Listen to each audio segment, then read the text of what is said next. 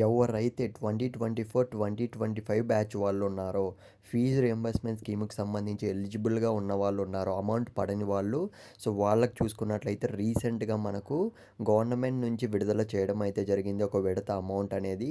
So, చాలామందైతే అడుగుతున్నారనమాట. So, మాకు ఎప్పుడు పడుతుంది? ఎలా పడుతుంది? ఎలా తెలుసుకోవాలనైతే సో, పక్కాగా ఎవరికైతే పడలేదో, ఎన్ని విడతలు పెండింగ్‌లో ఉందో ఖచ్చితంగా కామెంట్ బాక్స్‌లో పెట్టడానికైతే ట్రై చేయండి. అలాగే సో, ఎప్పట్లోపు పడుతుంది? సో, అసలు ఎవరెవరు ఎలిజిబుల్ అనైతే మీకు ఈ వీడియోలో పక్కాగా క్లారిటీ అయితే ఇస్తాము. ఇక మనం వీడియోలోకి వెళ్ళే ముందు సో, కొత్తగా చూస్తున్న వాళ్ళుంటే ప్లీజ్ దయచేసి ఛానల్‌ని సబ్స్క్రైబ్ చేసుకోవడానికైతే ట్రై చేయండి. ఇన్ కేస్ మీరు కామెంట్ చేయడానికి ట్రై చేస్తే మీరు కామెంట్ చేయలేరు. ఎందుకు చేయలేరంటే ఓన్లీ సబ్స్క్రైబర్స్ మాత్రమే కామెంట్ చేసే విధంగా అయితే మనం పెట్టడం అయితే జరిగిందనమాట. సో, మీరు ఎన్ని విడతలు పడలేదో ఖచ్చితంగా అక్కడ తెలపండి. ఎందుకంటే అప్పుడే అర్థమవుతుందనమాట. సో, ఎంతమందికి పడ్డాయి 2024 బ్యాచ్, 2025 బ్యాచ్ వాళ్ళకి సో, ఎంతమందికి పడలేదో ఒక అంచనా కోసం మాత్రం అడుగుతున్నాం. మేము కూడా ఒక అనాలిసిస్ కోసం అయితే. ఇక మనం ఏమాత్రం ఆలస్యం చేయకుండా వీడియోలకైతే వెళ్ళిపోదాం. రీసెంట్‌గా చూసుకున్నట్లయితే ఫీజ్ రీయింబర్స్‌మెంట్ స్కీమ్‌లో భాగంగా మనకు 2025 సంవత్సరానికి సంబంధించి మనకు ఒక విడత అమౌంట్ అనేది విడుదల చేయడం అయితే జరిగిందనమాట. ఇక్కడ చూసుకున్నట్లయితే 2025 బ్యాచ్ వాళ్ళు కూడా ఎలిజిబుల్‌గా వస్తారు. ఎందుకంటే సో, ముందు వాళ్ళకి పడుండదు కదా! ముందు ఇయర్ అయితే. సో, ఎవరైతే పెండింగ్‌లో ఉందో, ఎవరికైతే పెండింగ్‌లో ఉందో వాళ్ళకి కూడా అయితే పడతాయన్నమాట.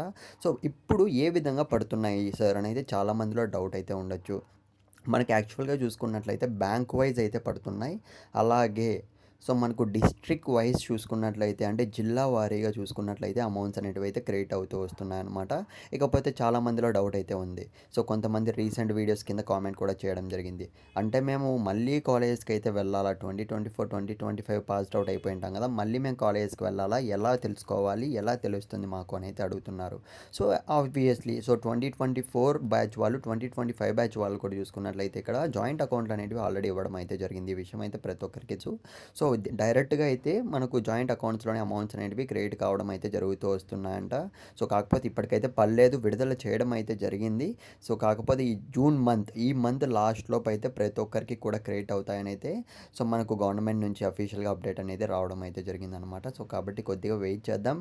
సో, అంతకుముందే మీరు ఎలా చెక్ చేసుకోవాలి మీ స్టేటస్ అని అయితే నేను పార్ట్ 2 వీడియోలో పెడతాను. సో, పార్ట్ 2 కావాలంటే పార్ట్ 2 అని కామెంట్ చేయండి.